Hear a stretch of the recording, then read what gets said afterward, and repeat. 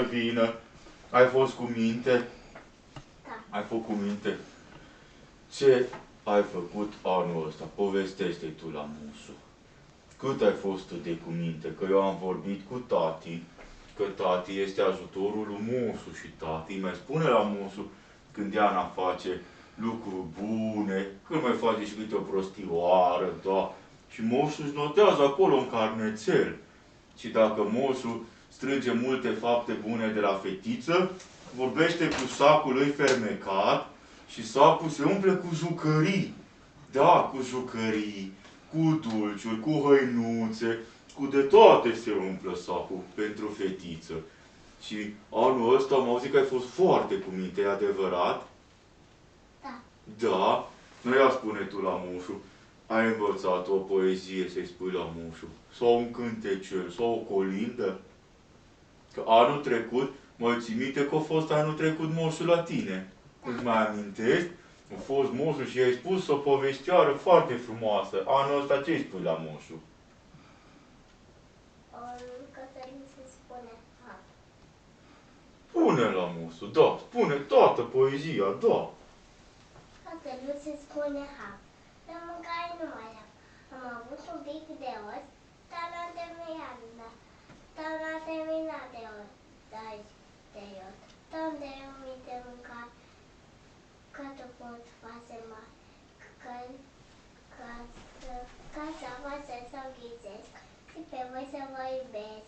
Bravo, bravo, bravo. Ce poezie frumoasă. Ai învățat-o la grădiniță poezia asta. Unde ai învățat poezia? Mami te-a învățat. Da. Da? Foarte bine, mami. Să mai înveți pe fetiță multe poezii de astea frumoase.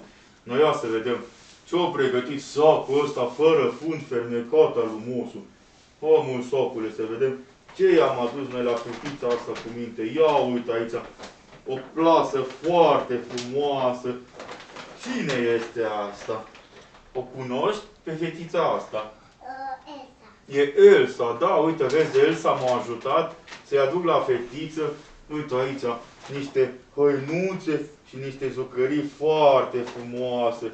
Uite, ți-o pregătit aici Moșu pentru fetiță.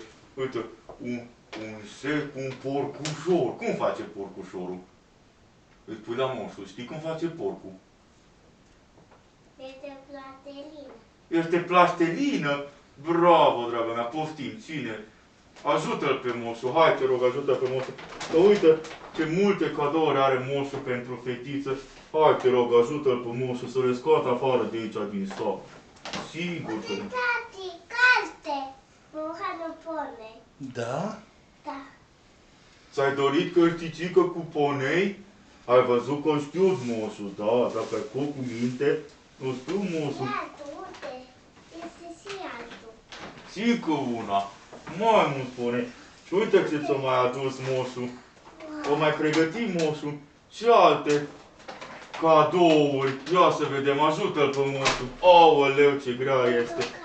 O pregăti Moșu portocale ca să facă fetița mușchi, să facă vitamine, da. Și mai are Moșu aici.